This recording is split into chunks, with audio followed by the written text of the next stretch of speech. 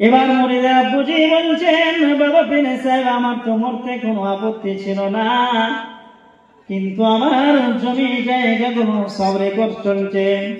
আমি যদি মারা যাই আমার জমি জায়গাগুলো রেকর্ড হবে না, কারণ আমার ছোট ছেলেটা একেবারে বোকা।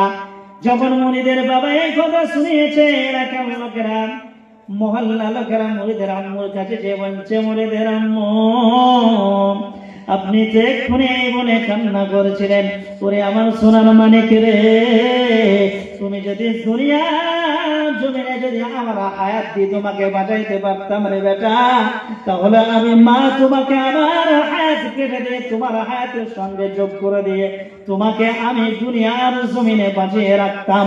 এবারে এলাকার লোকেরা বলছে, ও মুরিদের আম্মু জি, সেই সুযোগ এবারে এসে গেছে, এবার সুযোগ আপনি গ্রহণ করুন, আপনি যান মুরিদের পুরাতন বিছানায় শুয়ে যান। মুরিদের আম্মু তখন বলছে, বাবা পীর সাহেব আমার তো মরতে কোনো আপত্তি ছিল না, আমার শুতে কোনো আপত্তি ছিল না, কিন্তু আমার ছোট্ট একটা না। এরকম সুন্দর সুন্দর ভিডিও পেতে একটি লাইক দিয়ে চ্যানেলটিকে সাবস্ক্রাইব করে দিন।